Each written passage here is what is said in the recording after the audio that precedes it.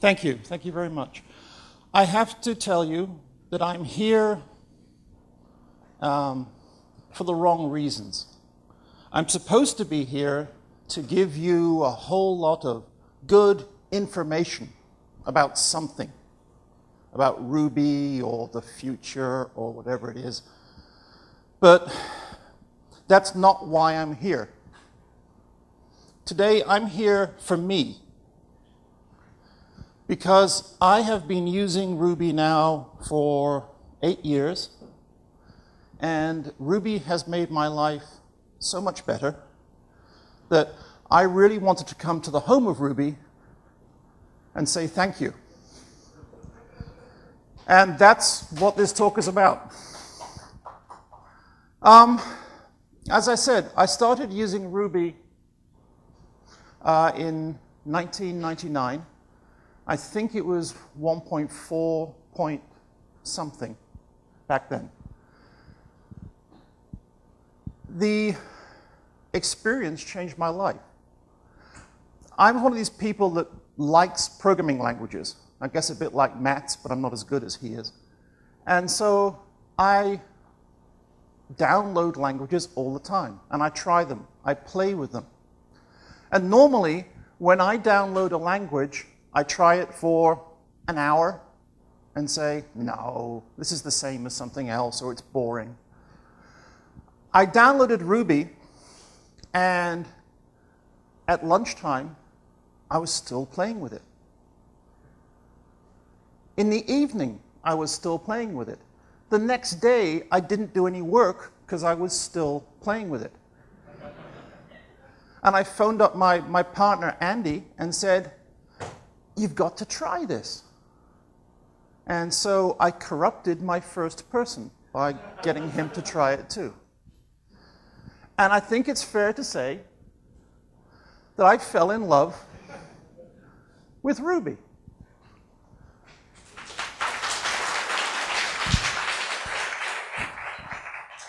And as you do when you fall in love, we had to go and get a ring.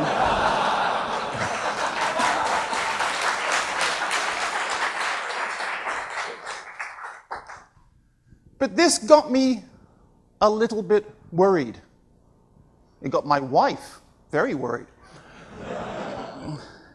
Is it okay to fall in love with a piece of software? Is it a good thing to do? Of course.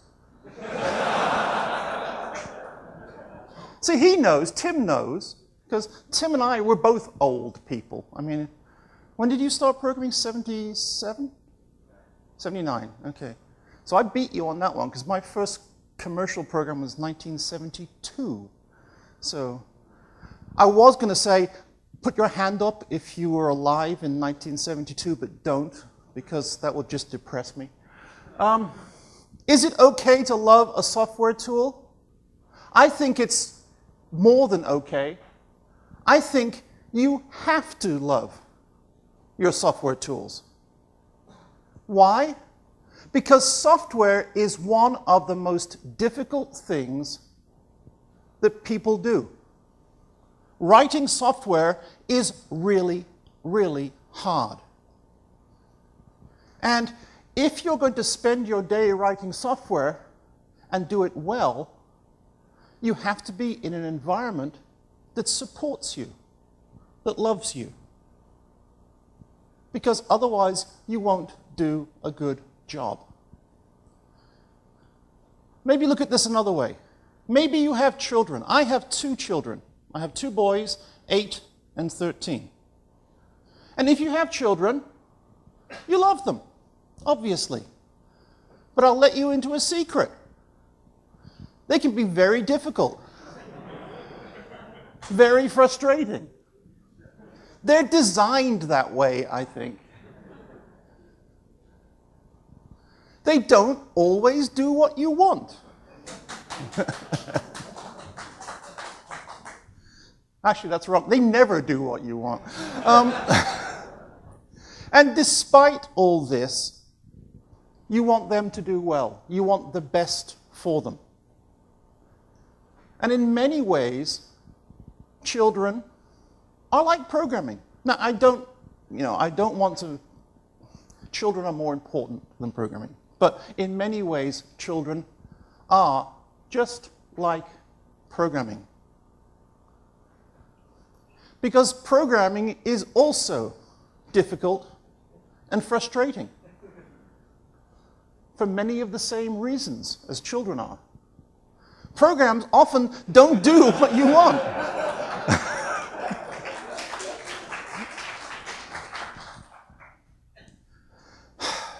But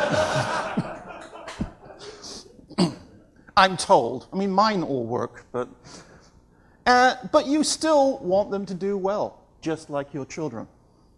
So I think for the same reason that it's very hard to raise children unless you love them. It's very hard to write good programs unless you love what you're doing. The word I love is passion. You have to be passionate about what you do. You have to care about what you do. And I think that's what Ruby helps. Because if you don't love your tools, if you don't work well with your tools, if your tools don't love you, it shows in your work. I'm a consultant, or at least I used to be a consultant, so I would go to see my customers, my clients, and they would show me their code and say, what's wrong with this code? Now, I never told them what was really wrong with the code. I'd say, oh, it's got bad design, it's got coupling, it's got this, it's got that. What was really wrong with the code was that their programmers hated their work and they weren't caring enough to do a good job. And that's, in my opinion, what causes all of the problems that we see with code. Because if you don't love what you're doing, you take shortcuts. Oh, it doesn't matter if I do this badly. I don't care. It's not important to me. And so you don't do enough to make your programs good. Or worse, you get angry with your work. And you know that when you're angry, you make mistakes. So you have to love what you do. If you don't, it's just a job. It's not something you want to do. It's something you have to do. And if you are spending 8, 9, 10 hours every single day of your life doing something, and you don't love it, what a waste of a life. You have to love what you do because you only get one life to do it. So to do good work, you have to love your tools. And like I say, I love Ruby.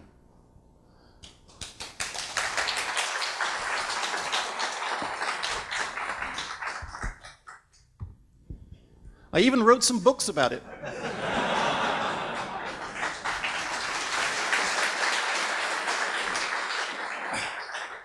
I promise you, you have to love something to write a book about it. So, why? Why do I love Ruby? Well, that's very hard. Why do you love your wife or your girlfriend or your husband? You can't say. But let me try and just give you some reasons why I love Ruby. Firstly, I love the fact that it's expressive. It lets me say what I need to say. And that's really important to me. And it lets me say it in lots of different ways. For example, we all know that this little bit of Ruby code is going to output the numbers 0 to 9. Yeah? And sometimes that's how I would write that piece of code. Sometimes it feels right to code like this. Sometimes I'll write it like this. Which is better? Doesn't make any difference.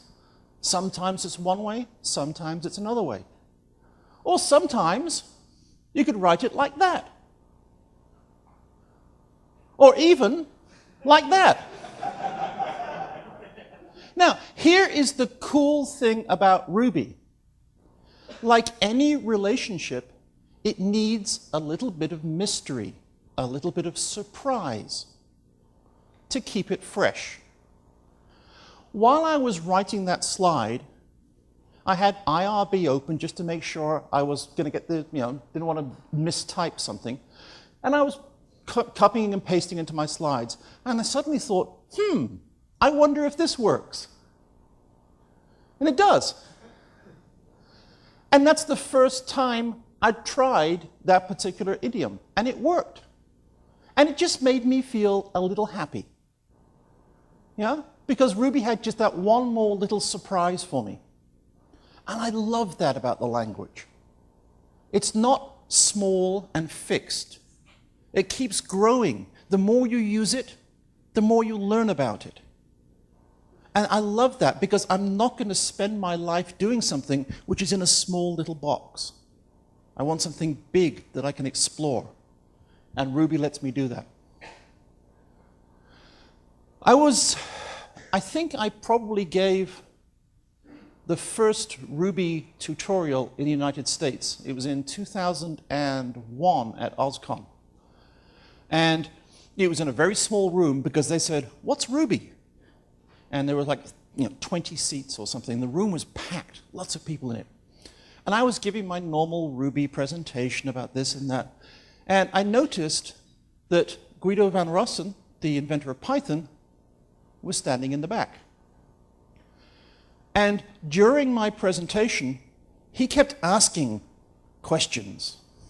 Why does it do it this way? That's stupid. Don't do that, do this, And after the presentation, I went up to him and I sort of started talking. And we got talking about the differences between Python and Ruby. And we were talking about the fact that some people seem to like Python, and some people seem to like Ruby, but there's not very many people that like both. There's people that like, Haskell and Ruby, or OCaml and Python, but there's not many people that like both Ruby and Python. And we decided that you can't really explain why it is. But it's something like this. Some people like dogs. Some people like cats. But not many people like both. It's a preference thing. Now, I think people who like Python are the same kind of way as people like, one of the other dogs or cats. People who like Ruby are the other kind of people. Some people like Python, some people like Ruby, because they give you different things back. Cats, they sit on your lap and they look at you and they pretend they like you. All right? Dogs go running around and you can play with them and all this kind of thing. They're different things they give you. Now, forgive me if I get this wrong. Right? I do this all the time. I try to use Japanese words that I don't know what they mean. But it seems to me that Python is a bit like kata. It's a form, it's a way of doing it. Guido's way. Right? You follow Python, you follow the kata. You try and do it the same every time. And that has a lot of benefits when you're programming. It's great because it means everybody's programs look the same. But I can't do that. I don't like that. I know I've got this one wrong. But I think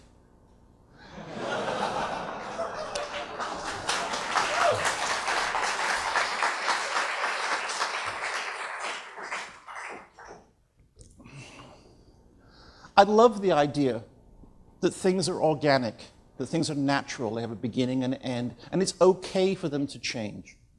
And for me, that's a fundamental aspect of Ruby. It's not fixed. It's not, perfect. If you talk to Matsan about Ruby, he will tell you that he has put deliberate, not mistakes, but ambiguities in there, because it works the way people's brains work. It thinks the way people think. And for me, this is what makes Ruby special. It's a multi-paradigm language. I don't have to choose one particular style of programming. So I can write Ruby as an object-oriented programming language.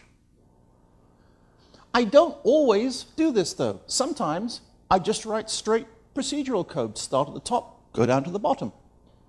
And that's great, because sometimes that's the best way of writing code. Sometimes I can do something the way you do it in, for example, JavaScript, where it's a prototype-based language. I don't use classes at all. I just change the properties on individual objects. And that's a really fun way to program. And sometimes it's a very good way of programming. And finally, some people will tell you that in Ruby you can write functional programs. Now, I put it in quotes because it's not really a functional programming language. But you can pretend. You can tell your friends, oh yes, I'm using a functional language. But even so, the simple, enumerable is an incredibly useful module. And it gives you many of the benefits you would get in just being able to manipulate lists, via lambdas, via procs. It's great. What else do I like about Ruby? I like the fact that Ruby makes me look good. It makes me productive. I can write a whole lot of code and get things done in Ruby. Now, how does that work? Well, there have been a whole lot of studies about programmer productivity. And the thing that they have found, well, they found two things.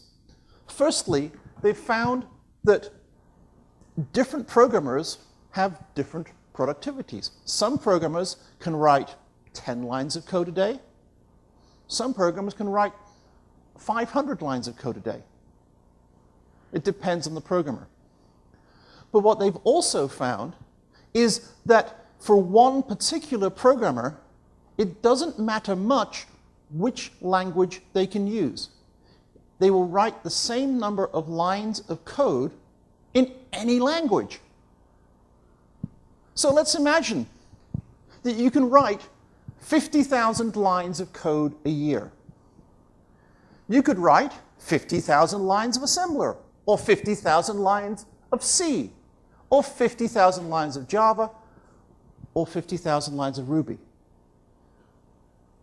Where are you going to get the most work done? With Ruby, right? So, using Ruby like this makes me feel good because I'm doing something. And that's the reason I program. The reason I program is not that I like solving problems. It's that I like seeing people use what I've done. I like people playing with my code.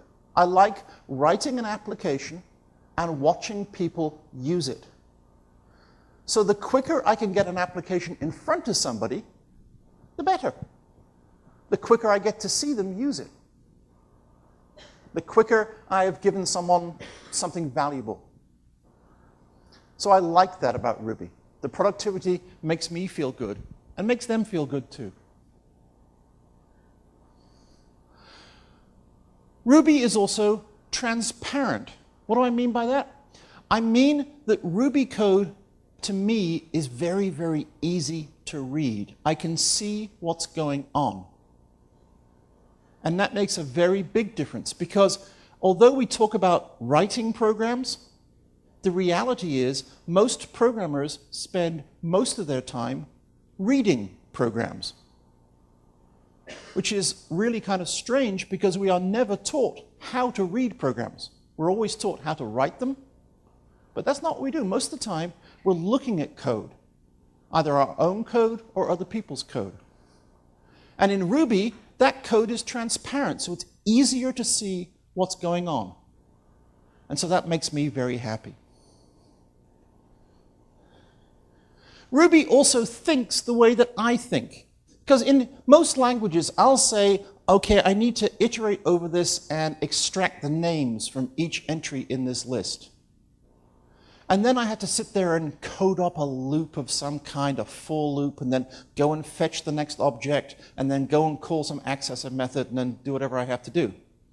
In Ruby, I say .map, .collect. It makes it easier because its abstraction is similar to the way I think. And so I can just go from thought to code without having to go through another step of translating my thoughts into code. And that fluency is remarkably important. Now, remember we're talking about Ruby, why do I love Ruby, and we're talking about my children and why do we like my children. I don't know. There's another very important thing to me about Ruby, and that is it has nice parents. I view Matsan very much as the father of Ruby. And he's a very good father to this language. But he's not the only parent, because Ruby also has a very supportive community, the people around Ruby. One thing you hear all the time is that the Ruby mailing lists are the nicest mailing lists on the internet. People help each other, which is apparently unusual. I like that about Ruby because I rely on these people. These people are my friends. These people, in the programming sense, are my family. These are the people I turn to when I need help. And you know what? I don't want to rely on people if I don't like them. I want to be part of a nice community. And with Ruby, I can be. So,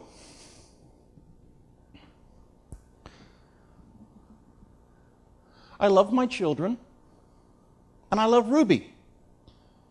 And it would be nice if that was the end of the story. Right? Everything's wonderful, we're all happy, and we're skipping through life, and it's great, you know. But that's not the end of the story. Because if you have children, you'll know that they grow up. They change all the time. And so is Ruby, just like children. Ruby is going through some changes right now. And they're quite dramatic, big changes. My oldest son, as I said, is 13 years old. I was a little bit worried that teenager may not work in Japan, but I guess it does from the He's 13, and he is changing. He's becoming a fine young man, but he's not the person he was 2 years ago. He's very different. Girls are no longer mean and ugly things, for example. Right? So he's going through a whole lot of changes right now. Interestingly, Ruby is also a teenager. Ruby is 1 year older than my son. It's 14 years old. But it's going through the same kind of change that my son is going through. Ruby is changing from being a child, a protected small thing, into an individual that's going to go into the big world. So just like a teenager is someone who goes from being a protected child into being an adult that goes out on their own, Ruby is now doing the same thing. How is it changing? Well, the least of the changes, the smallest of the changes, is that Ruby is changing technically. We have a great new VM in Yav. We have changes to the language, keyword parameters, all this kind of thing. Those are all fine, but they're small compared to the real changes that Ruby is going through. Ruby is changing socially in exactly the same way that teenage boys, and I guess girls, change socially. For example, Ruby is now dating.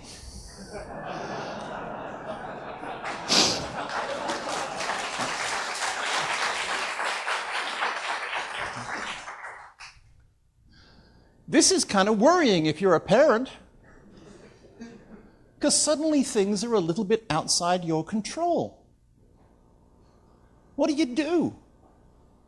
How, as a parent, do you manage this situation? Well, I think there's only one real answer to this. You cannot be with your child all the time. You don't want to be with your child all the time. It's not good for them. So I think the trick is to give your child good values. Help them to understand right and wrong, good and bad. And then trust that they will apply those values. You can also give them advice. But as the parent of a 13-year-old, I can promise you, you can't do that unless they ask for the advice. You have to be careful not to push too much. Now, Ruby has values. Ruby has a lot of values. Here's some of them. This is something that Matt said, I think last year, when he was talking about Ruby and the underlying values of Ruby. He said, his idea of a good language is one that is nice to developers. It's a language which developers can enjoy using, which doesn't surprise them, that gives them what they need. Well, Ruby is certainly nice to me, so thank you, Matson, for that. Ruby has to be clear and readable, because, as I said, most of our time is spent reading code. It's very important that we can understand what that code does. And he goes to a lot of trouble to make Ruby into a very readable, easy-to-read language. Ruby has to be flexible and agile. And if you program it in Rails, for example, you know that it can be. There's pieces of Rails code that are Ruby, but they don't look like Ruby. They've extended the language, they've added things to the language to make it do what they want. Ruby is incredibly good at that. ThoughtWorks, a large software company in the United States, who now offer support for JRuby, also took Ruby on about a year ago as their language to use when they were creating prototypes for customers. And they did that because Ruby was the only language they came across that let them rapidly put together domain-specific languages, DSLs, to express business ideas. And that's because Ruby is flexible and agile. And then the last value of Ruby is to be open, to be available to people. We talked about Ruby being transparent at the language level, but the process also has to be transparent. The way that Matt develops Ruby, the way that we distribute Ruby as open source software, the way people can contribute back to Ruby, the way you can now write Ruby gems to extend Ruby, all of these things make Ruby a very open language, and that's really important. But we're changing. We no longer have just one player here. Ruby is no longer just the one child. Like we said, Ruby is dating. Ruby is now seeing other people. And now we have to think about those other people. JRuby, IronRuby, Rubinius, all these other people. How do these values apply in this new world as Ruby is growing up? Well, we still have to be nice to developers. We have to be compatible. So I want my Ruby programs that run on Matsan's Ruby also to run on JRuby, IronRuby, whatever else. Because there has to be just one Ruby. They have to be documented so that we know what's going on. And everybody has to find, ideally, some consistent way of documenting them. They have to integrate with their environment. By what does I mean? If you're running Ruby in a particular machine, it needs to be able to access that machine well and fluidly. The demonstrations we had of JRuby yesterday were a really good example of that. The fact that we still have Ruby, it's just Ruby, but we can integrate into the Java environment. We can access Swing, EJBs inside Ruby is a perfect example of that integration. Ideally, we want to integrate with tools. Remember, we're being nice to developers. So if we're a developer on a Microsoft platform, we probably want good Visual Studio support. People ask questions about NetBeans support for JRuby. And of course, real programmers, good Emacs support is important. But we need to get access to tools and make it work. And finally, it has to work. So we have to be sure not to put out new versions of Ruby until we're 100% convinced that they work. And this is a big, big problem. Because right now, the definition of work for a Ruby interpreter is, does it run Rails? And yes, Rails does do a lot of very complicated things. I suspect it took quite a lot of effort to get Rails to run on JRuby. But it's not the only program out there. And so we have to think about what does it mean to be a working Ruby interpreter. We have to be clear and readable, Matt says. I agree 100%. And one of the important things to me is that we do not extend Ruby with specific details.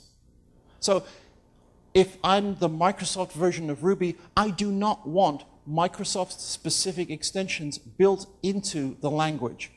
Similarly, for JRuby, I don't want Sun-specific or Java-specific extensions built into the Ruby language. I know you haven't done that. I'm just saying in general. Because we want to avoid the J++ situation.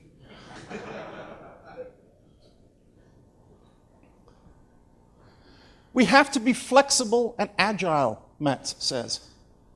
And one way of interpreting that is Ruby is not a corporate language. And one of the joys of Ruby is the fact that we still have this idea that, you know, everyone can contribute and it's a lightweight process. And if you ask Matt, you know, what process do we go through to say, does this go into the language or not? Right? There's no committees involved. There are no international meetings involved. There are no memos involved. All it is, does Matt like it? And that's what we want to keep. Now, there's a problem with that, because that conflicts with the previous idea that everything has to work. How do you know that your Ruby works if there is no specification? If there is no language specification, if there is no library specification, then how do you know that Ruby works, that your version of Ruby works? I don't know what the answer is to this. But the idea that we have to go out and write specifications worries me a little bit. Because once we start doing that, I think it can be very easy for it to become a very political activity.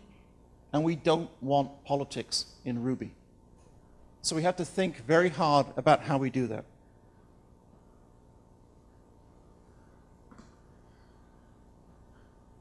The process has to be open.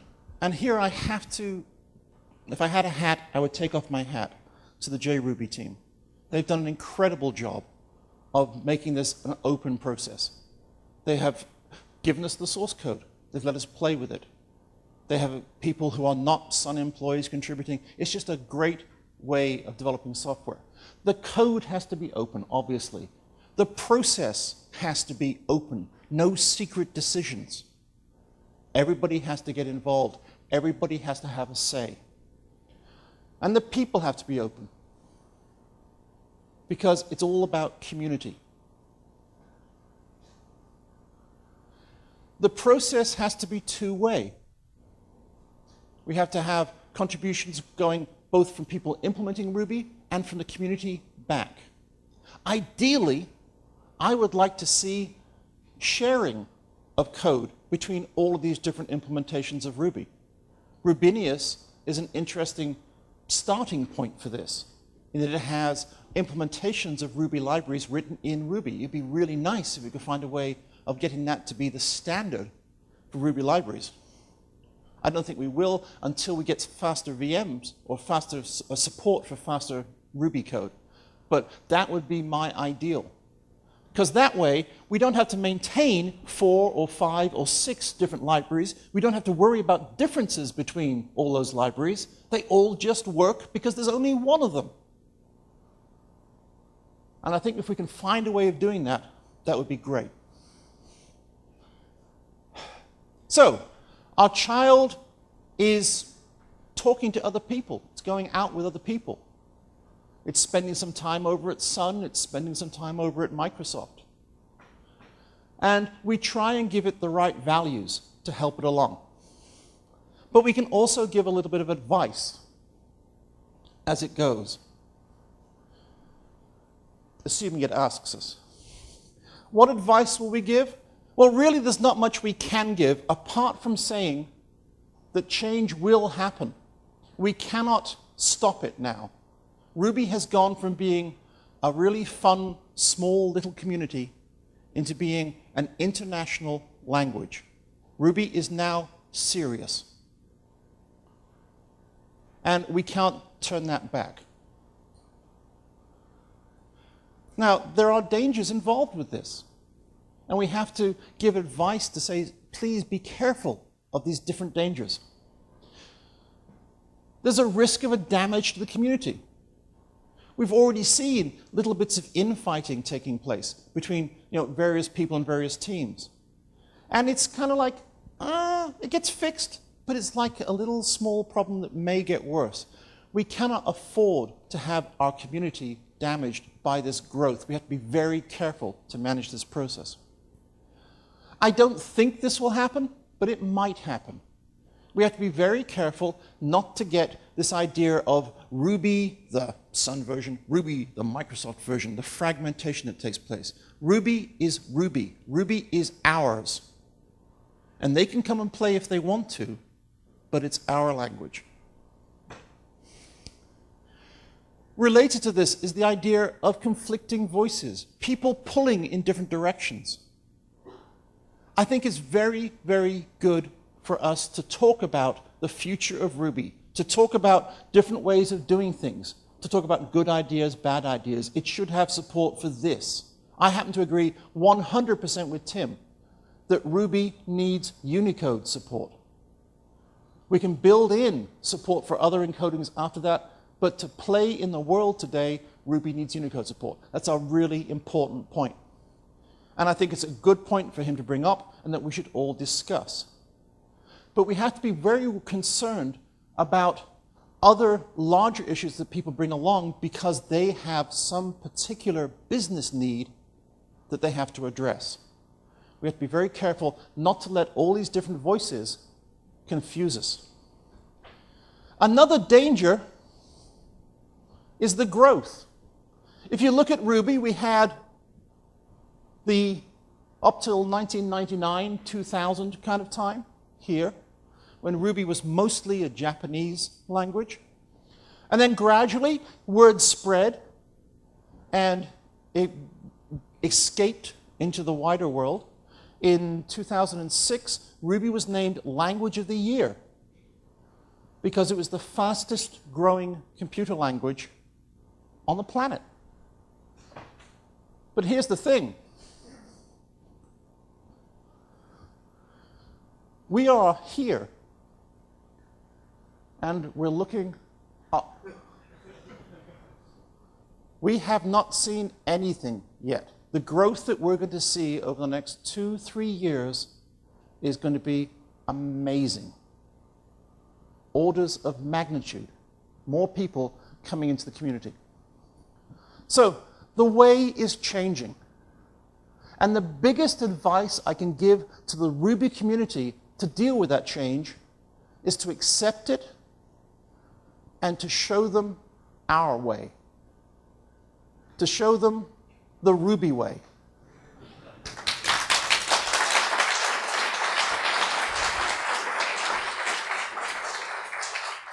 I think that we all have something special here. And I think that we should all protect this. We should look after it. We should also take the opportunity to learn from these new people, from these people coming in. We have to accept the fact that there are no islands in the world anymore. The world has changed. And Ruby is no island. So we have to prepare to welcome in all of these new people into our world. Why should we do that? I think that we have a moral obligation. Please, somebody, moral obligation.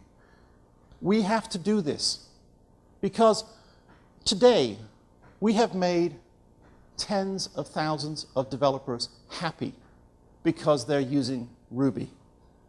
Next year, we will have made hundreds of thousands of developers happy. And that makes me feel really good, because that's why I'm doing this, to help people feel better about what they do. And so, because Ruby has given us that opportunity, the reason I'm here is I want to thank the Japanese Ruby community. I want to thank all of you, people here, the people who are not here, for making Ruby what it is, for helping support Ruby as it grows, and for doing what I know you will do, and that is look after Ruby as it continues to grow. It's like you are all relatives of this child that's growing, and you're all looking after it very, very well. I appreciate that. I wish Mats was here, because I would also like to thank him too. He's done an amazing job. And I'm pretty much finished. It's been a very, very exciting 2 days for me. Actually, it's been an exciting week. I've been in Japan since Wednesday. I don't think I've ever been anywhere where I felt more welcome. And for that, I thank you all. I also don't think I've ever felt quite as tired as I feel now.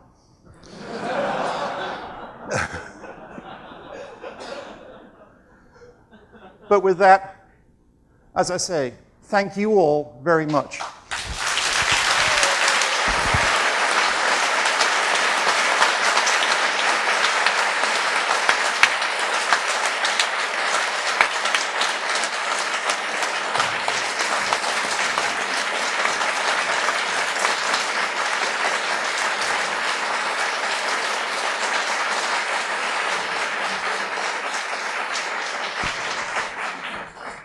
Thank you very much.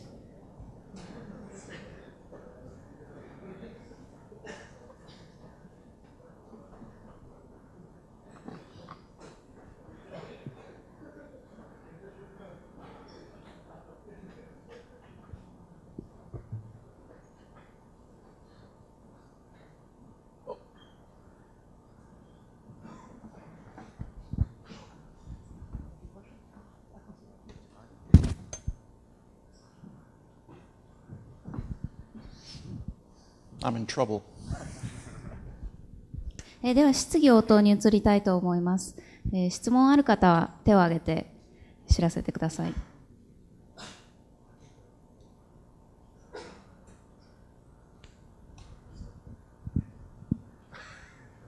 日本語でも大丈夫ですよ。では一番後ろの方。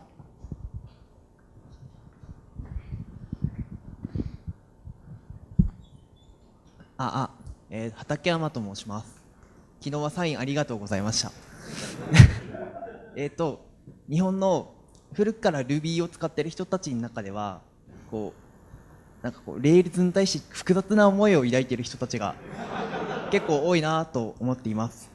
で、デブさんはそこら辺すごいレールズいいよっていうのか、ちょっと複雑な気持ちがあるのか、そこら辺をお聞きしたいなと思います。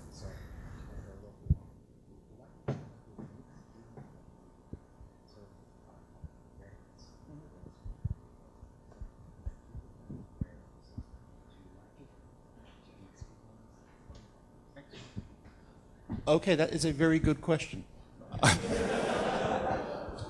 And I will be probably more honest than I should be.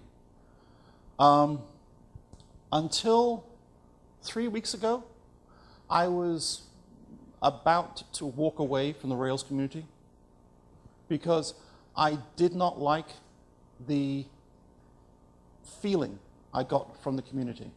I did not like the way it felt it had all the answers. I didn't like the kind of arrogance that I felt it had. The Ruby community is wonderful, was wonderful, is wonderful. The Ruby community has not changed much. But the Rails community was not very nice. And there's a whole lot of reasons for that. It's not necessarily a question of personalities, of people. But when you think about it, Rails went from nothing to, the most explosive web framework on the planet in a year. And that's an incredibly hard process to manage. And along the way, you don't have time always to stop and be nice. And I think that's what happened with Rails. I don't think it's, as I say, I don't think it's a people issue. I just think it's they were really, really busy. Everybody was really, really busy. So I said up until 3 weeks ago, I was unhappy, and I was going to come back to just pure Ruby. And something happened to change that. And what happened was RailsConf in the United States.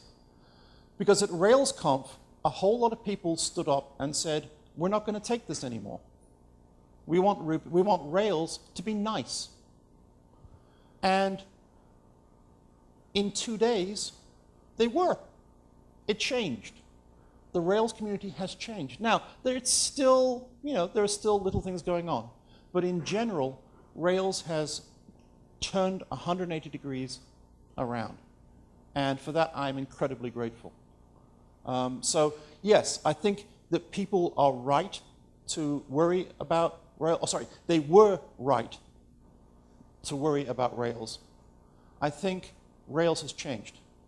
And I'd ask everybody to give the Rails community a second chance. And I think you'll find that it's going to be the same kind of friendly place, not quite, but the same kind of place that the Ruby community is. Does that answer the question? Is that good? セカンドチャンスをあげるべきかですね。Sorry? I'll just explain. Okay. その答えでよろしいですか？はい。Thank you very much. 他に質問したい方いらっしゃいますか？ではそちらのはい。はい、田子森と言います。これからエンタープライズに向けて、大きく広がっていくというお話が、デイブさんの話もともかくあちこちで出ていると思うんですけれども、私の経験というか、今までの感覚だと、コミュニティベースで、細々と開発が続いていたものが、一気にエンタープライズの方向に膨らんで、爆発的に膨らんでいくという似たような例が今のところ思いつかないんですけれども、何か例えば Ruby がこれから参考にすべき今までの例とかで、思いつくべきところ、あるいは参考にするべき何かの考えなどがありましたら伺えますか。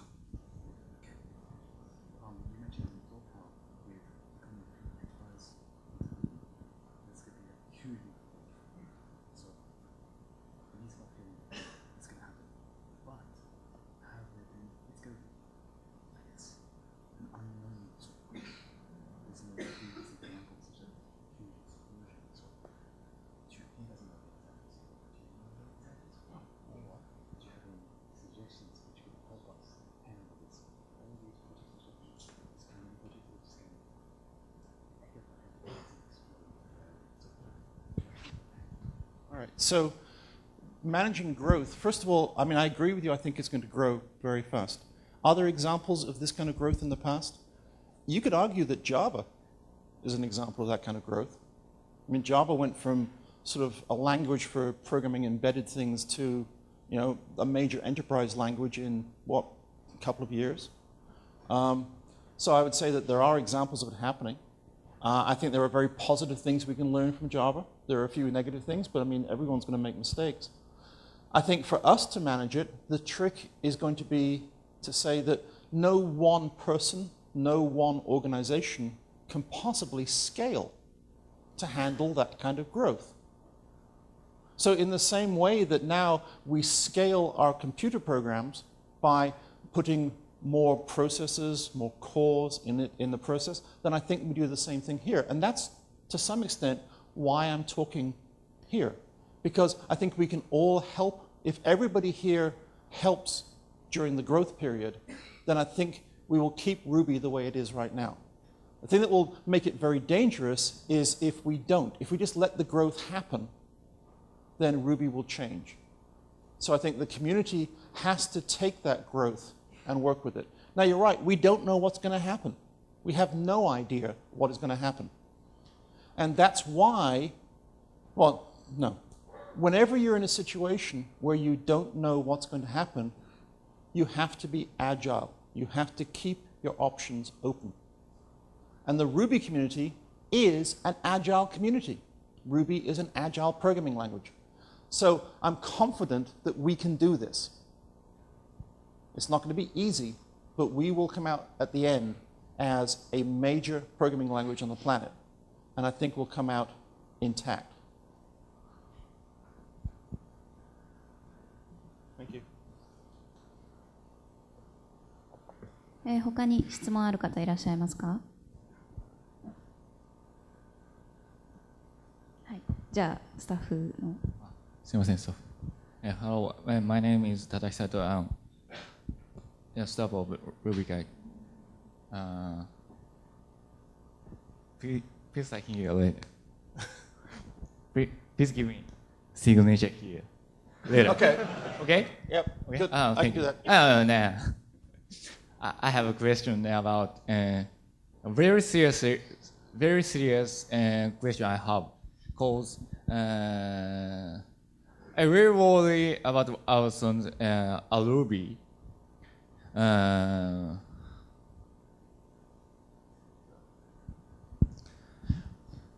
Ruby should not be a need.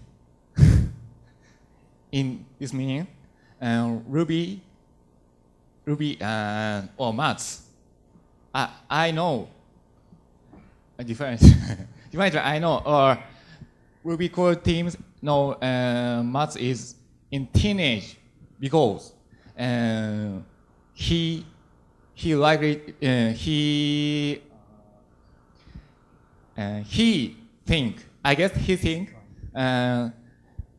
the Ruby's evolution of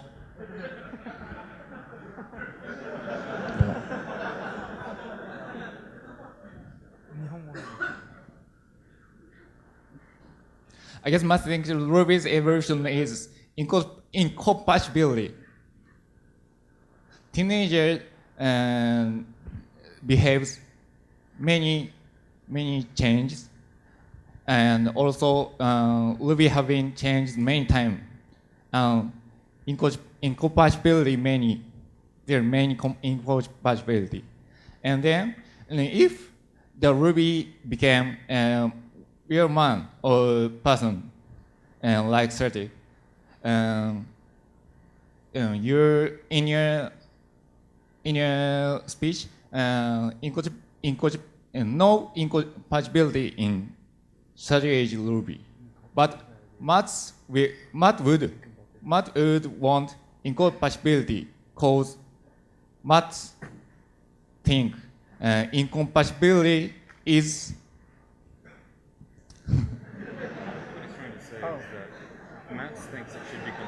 incompatibility is exactly evolution. I agree. How about thing? I agree 100%. I think when I say that Ruby has a wabi-sabi character to it, that's part of what I'm saying. I think that Ruby should be changing. And I think that that's one of the reasons that I worry about, for example, specification processes if they try and freeze. Okay, it's okay to say this is Ruby 186, and that's fine, okay. But Ruby will change. In fact, I would go further. I don't think Ruby is changing enough. I think right now, Ruby 1.9 or Ruby 2 is really not that much different to Ruby 1.8. And Mats has actually said 1.86 is good enough. I'm not too sure I agree. Right? I think we should be experimenting. I would love to see list comprehensions in Ruby, for example. Right? I think we should be experimenting with all of these things. And that's why I think it's important to keep the dynamic nature going. Right? Ruby does not wear a suit. And that's why I think it's important for us to keep those kind of ideas going. Now, one of the things about being a teenager is you try lots and lots of different things. And I think that's what we need to do during this process. The reality is, at some point in the next 10 years, 15 years, Ruby will get to a point where it will be very, very hard to change it. Not because you don't want to change it, but the reality is there will be tens, hundreds of millions of lines of code that rely on what you've got. And you'll start to have a responsibility. But while we're still in that growth period, I agree, let's play. Let's experiment. And let's find ways of making that happen. I agree 100%. I'm never, ever going to say, freeze Ruby now. I think we should play with Ruby a lot more. Thank you. Thank you for broken English. No. 他に、じゃあそちらの方、大丈夫ですか。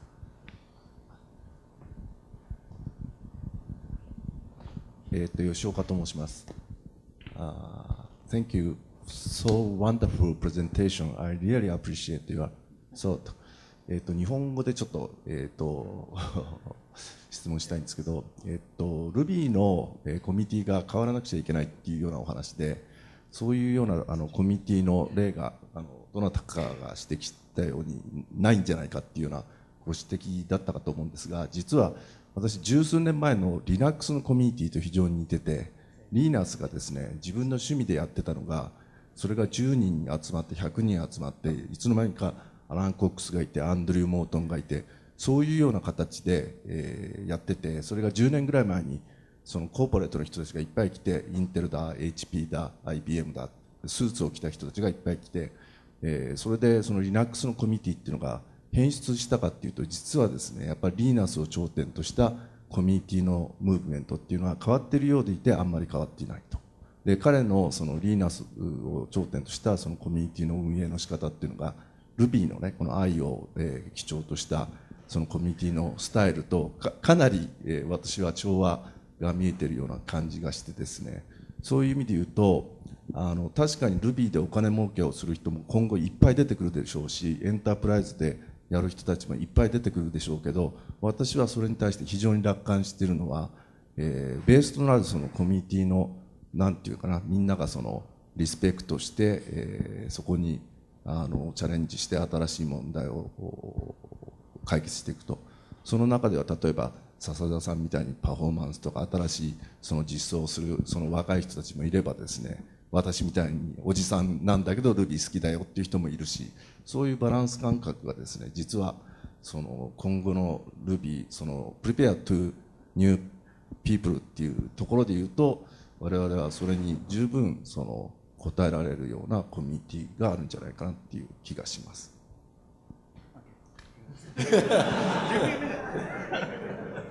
I'm sorry, too long questions, but I really appreciate your presentation.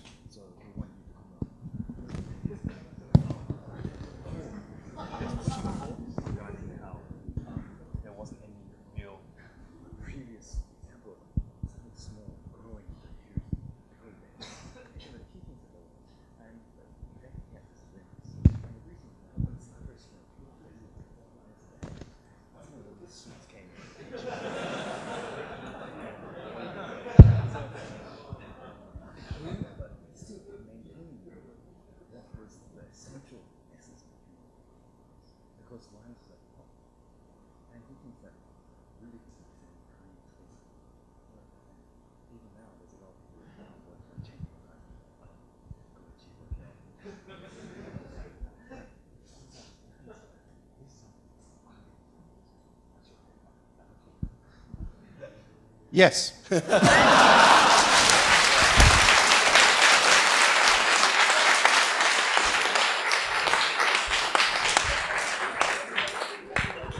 But Thank you.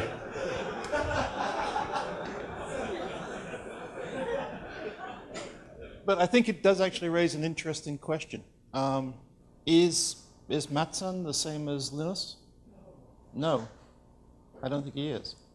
And I think he will manage things in a very different way. And so, although it's interesting to look at Linux as a parallel, I think you've got to be very careful not to try and force Ruby into the Linux model, because I think they're two very different people, two very different sets of values. I think they do share some common characteristics. They're both technically excellent people. They're both really nice people. They're both good at accepting help from other people, but they're still very different people. So I think we will grow. You're right. Linux grew very, very strongly. It had I think its growth curve was a little bit different in that the corporate side of Linux didn't get involved until it was a different kind of growth. They weren't kind of jumping on as it was growing the way they are right now. They kind of came on for different reasons. But I think, yeah, there's a lot of similarities. But let's not try and say we want to be like Linux. I think we want to be Ruby, and we'll find out how that works. Yeah. Thank you. No, thank you. 他に質問したい方いらっしゃいますか？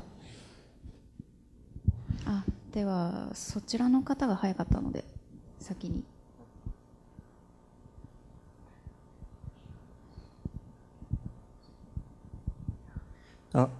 マチと言います。Ruby の良さで、アジャイルであることという話があったんですけど、エンタープライズの方では今あまりアジャイルじゃないと思っているんですよ。でそれでエンタープライズ Ruby というものができた場合に、Ruby が変わっていくのか、それとも、それを使う企業が変わっていくのかというところが、どういうふうになるかというところの、何かご意見があればお聞かせ願えればと思います。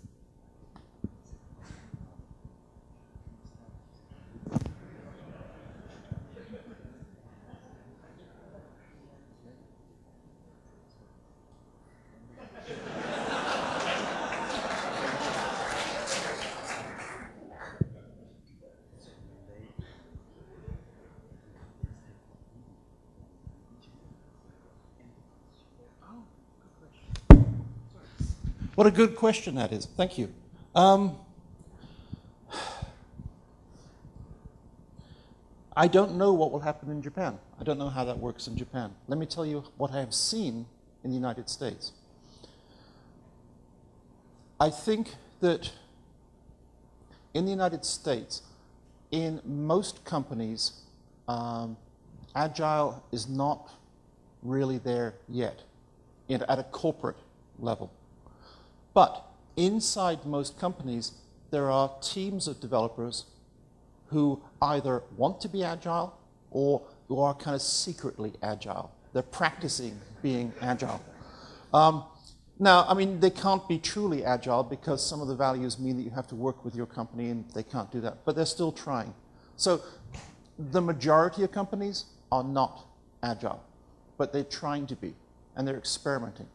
And the wiser companies, the cleverer companies, are deliberately setting up teams to experiment with agility. I see exactly the same thing happening with Rails and with Ruby in the United States.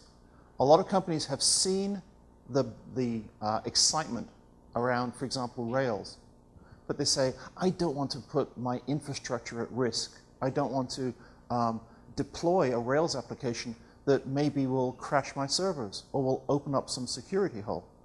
And so what they are doing is the same thing that the agile people are doing. They're trying small teams to see what happens. And typically these applications are applications that face into the company and not out to the public. And they're experimenting and they're learning. And I think that is exactly the right way to do it. Because any company that has 1,000 programmers and they come in one morning and say, hey guys, stop writing Java, we're going to write Ruby. Right? That's stupid. It wouldn't work. You have to do it step at a time. And I think the same thing can happen here as happens in America. It's happening in India. It's happening wherever I talk to developers. It's the developers who have a need, who have a passion to do something, help change their companies. And it's not easy. It never is easy to change something.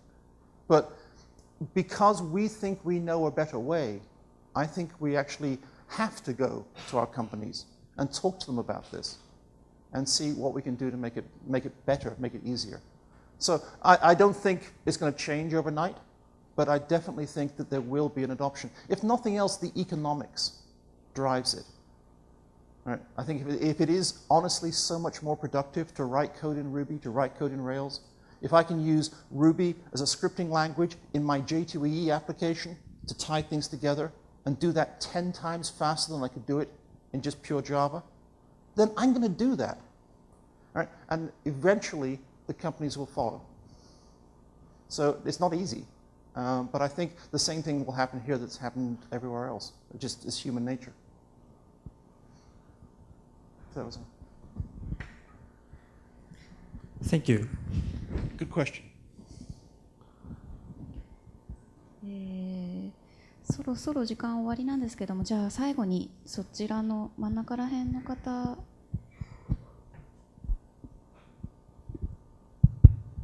I am Kohei Yanagita. Thank you for excellent speech. I understand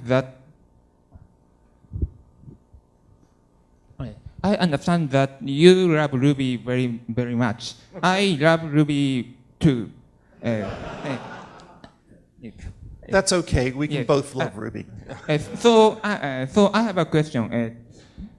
Have you ever worried about that Ruby comes to dislike you?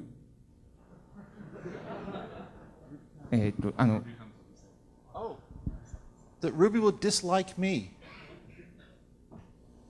Gosh.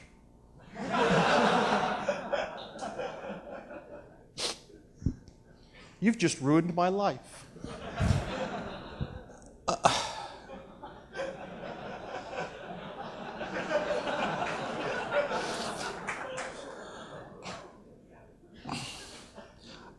If that happens, no,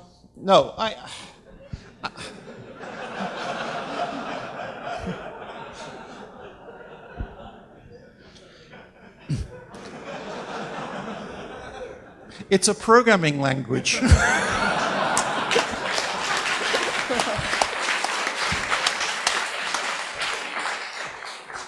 But I do play the field. I mean, right now I'm playing with Erlang a little bit to see if I like it better. But no, I think it does actually raise a kind of a point, and that is, I say I love Ruby. I do love Ruby. I do all of my 95% of my development work in Ruby. It's my language of choice for just about everything. But I have not said anywhere that this is the only language I will ever use in my life. And I think all of us have to get into the habit of trying different languages, of experimenting with different ways of thinking. If you've never used a functional programming language like Haskell, go and try it and see what it's like. If you've never used something like Erlang, concurrent programming languages, go and try it and see what it's like.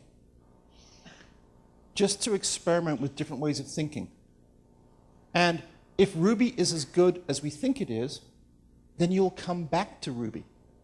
But you'll come back knowing more than when you try these other languages. And if it turns out this other language is better for you, then you've done a very clever thing. You found a better language. And that's great. I think that's wonderful. So just because we love Ruby, just because we program in Ruby, is not that we don't have to be monogamous. We don't have to just stay with the one language. We should experiment with other languages just to see what they're like. And it'll never happen. Ruby will always love me. Thank you very much.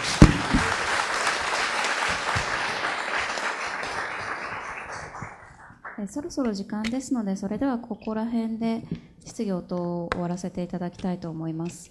デイブさんにもう一度温かい拍手をお願いいたします。